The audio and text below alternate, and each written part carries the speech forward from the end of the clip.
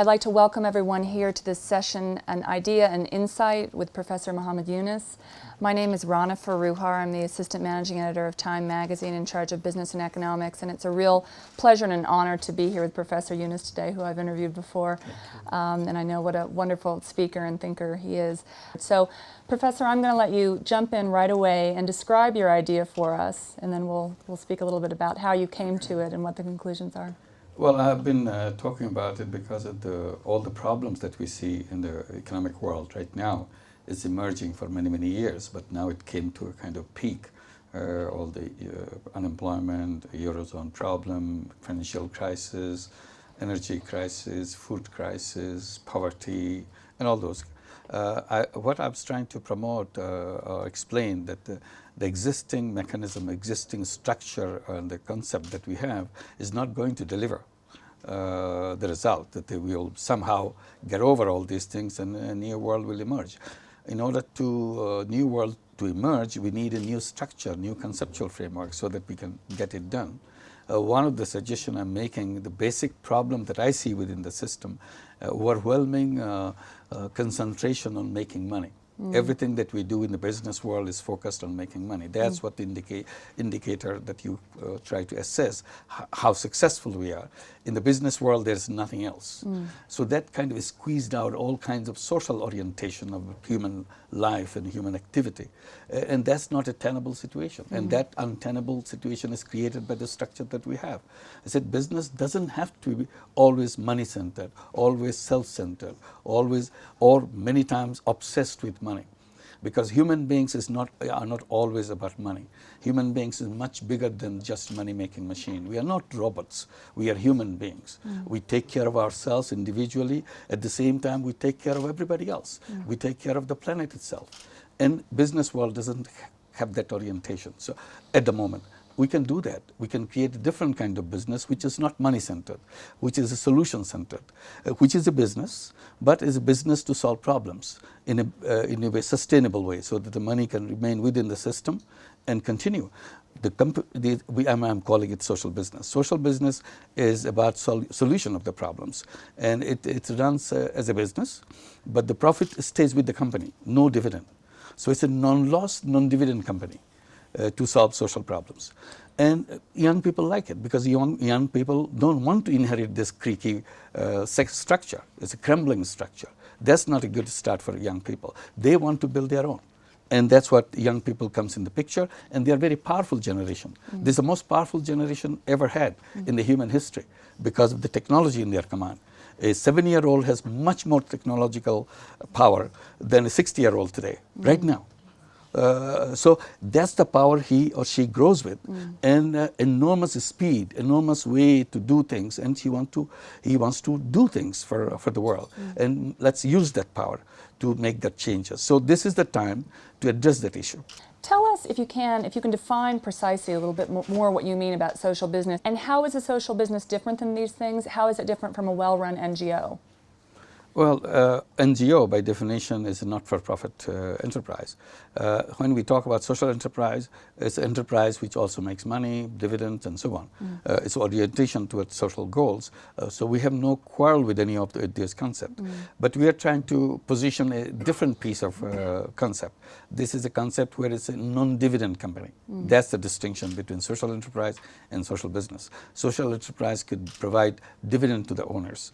There's no bar to it. But within social business, there's absolute bar. That this is totally 100% focused on solving problems. And all profits go back. All profit goes back to the business. company because we create, or as an investor, as a promoter, I create this to solve problems, not for making money. Tell me a little bit about how you think the current system came to be broken, because it seems like that's an important thing in informing what social business should be doing. All the crises, some of the crises came with obsession with money. We think making money is the purpose of the life. Purpose of life is not making money. Purpose of life is to make oneself happy and the rest of the world happy. But that purpose is forgotten. So we have to reinvent the purpose. What is the purpose of our life? That's what the young people are looking for. Human life is about creativity, about doing things so that it becomes a legacy. You build a legacy for yourself. That's not what we do in business.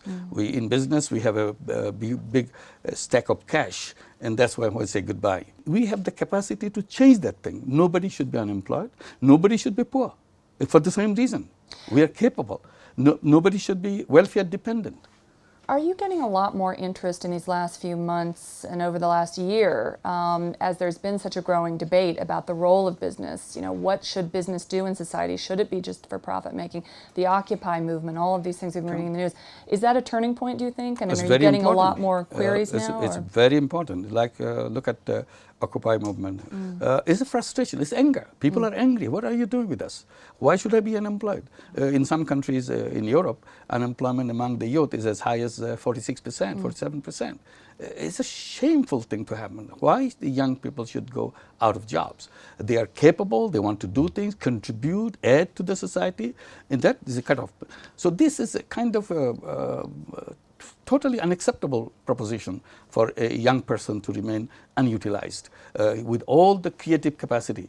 Unlike, for example, 50 years back of unemployed youth, today's unemployed youth, you are denying that capacity 100 times much more capacity than we did before. And tomorrow it will be much more capacity that we'll reject. So we have to redesign. Like we said there's a kind of invisible hand will take care of it. You are wrong. We take care of ourselves, not the invisible hand. We decide where we want to go. We design how we want to live, and we'll make it happen. So listen up, Adam Smith. Yes. Well, all right, we've heard about the idea, so let's move on to the insights section of this discussion. Tell us, you know, for people who would like to get involved with a social business, or for companies, multinationals, or small entrepreneurs that would like to create one, what's the roadmap? What are the steps that you see? Very simple. They can invite us. We can explain if they're looking for ideas. We can help them design. And many already have designed. Every year we hold a social business summit. Bring all the CEOs, all the universities, their students, business designers together, discuss it for over 3 days, and have a special session for the young people, a special day for the young people. This is one forum where we can discuss. And all the people who are already doing social business, they bring their merchandise, show how they do it, how they market it, what benefit it generates. So every company has a core expertise. So how do you use your core expertise to solve problems? They have enormous capacity, enormous creative capacity inside of the company. But this is all used for making money. They never thought this can be used for solving problems. So we are saying this is it. So what would you say to critics who say, okay, this is all great, but in a way it's letting the state off the hook, that these are services, you know, delivering water, providing nutrition, these are things that the state should be addressing, and that it's a concern if multinational companies do that, whether or not it's helping people or not. What would you say to that? Government is not different from the citizens. Citizens make a kind of institutions so that on their behalf they can take care of certain common things. So it's not question of we dump everything on the shoulder of the government and say, oh, well, let's go busy ourselves with making money. That's not a good solution, because individuals have much more capacity, creativity, unutilized for social solutions. So citizens should not be sitting on their hands and let government do things. Citizens can do together with government, and government is a supportive role, provide framework for legal framework, regulatory framework, so that all the citizens can express their ability and potential in a meaningful way to solve the problem, so that the whole nation or the whole country becomes much better in terms of solving the issues of social nature and other kinds of things, environmental issues. In general, would you like to see the private sector taking on more of these problems? I'm saying every citizen can do that. When you talk about individuals, that's private sector, that's not government. So there are some overlap between the government and the civil society sector. I'm not using the word private sector because private sector indicates money-making sector. So I was very careful on that. I call it citizen sector. Citizen sector can do that, and citizen sector includes the private sector too. They are not different people. As an individual, as a CEO is an individual too. He lives in this country or in this planet. He has a responsibility. She has a responsibility, and why don't we use that responsibility together? You have the machine, the company, and that machine can be used to solve these problems. Where do you see the most innovation coming from geographically, for example, in terms of social business? Do you see ideas coming from developing countries because the need is greater, or are there different ways of implementing this? I would put it this way. I would say the more desperate you are, more likely that you will come up with those ideas. Because you are in desperate situation. If you are not desperate, you are not using your mind in that direction.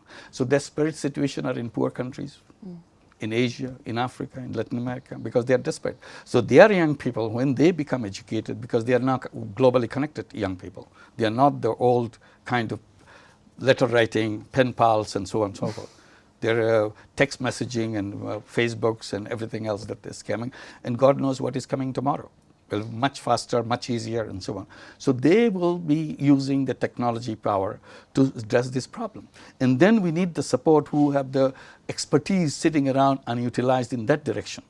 Going back to your own history, microfinance is obviously a great idea that came out of a developing country. What lessons have you learned from microfinance that could be applied to social business? And also looking at some of the challenges that microfinance has faced, what are the pitfalls and what lessons could be learned? One way I would say, when we did the microfinance, we kind of defied the system. Sometimes I explained what is microfinance. I said, I just look at the conventional banks, how they do it. Once I learn how they do it, I do the opposite. and it became microfinance. It's very easy. When it comes to business, the business world is a money-making business. We said, let's delink with profit, delink with dividend. We created social business. So we reversed the system.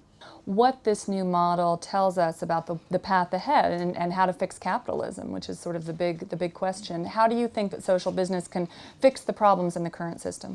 Why don't we design a system which will take us to the place that we want to go? A place where there will be no unemployment, a place where there will be no poverty, a place where there will be no debt, unnecessary debt, the place where our planet will be safe.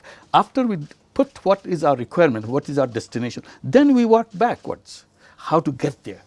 That's what the system is to be. So it's fixing this one will waste of time for a while, then crash again. So this is not going to take us very far. The distance between possibles and impossibles is shrinking. Very soon, very few items left which you can call impossible. Why don't we make that list of impossible and make it possible today? Because we have the power to do that. You touched on something important about short-term thinking versus long-term thinking, and that's a big topic in business right now. How do we create more long-term thinking? How can social business help with that? Every business can have a parallel business called social business. It will improve their own performance. It will improve the morale of their own employees, excitement that yes, we not only make money, we change the quality of life of these people because we have it. We can do that. What questions should businesses that want to create a social enterprise within their companies or beside their companies ask themselves about what kind of mission they should be addressing? Where should they be putting their efforts? One of the things they can discuss, what are the problems of the world? Can we do something about any one of them in a tiny little way? Social business doesn't have to be a big mega business. It could be tiny little business. So every business had that core expertise to address themselves. What is that we can do? Can we reduce the problem of unemployment? Every business can create business to reduce unemployment. Not for making money by doing that, but simply saying that we want to create this company to employ 20 people so that they have decent living for themselves. We are not asking for dividend out of this company. All we want to let it run by itself so that I don't have to dish out money every year. Every company can come up with beautiful ideas one after another, and the excitement of doing that will touch everybody. Thank you for being here. Thank you all for joining us. Thank you. We're going to close the session now. Thank you. Thank you very much. Thank you.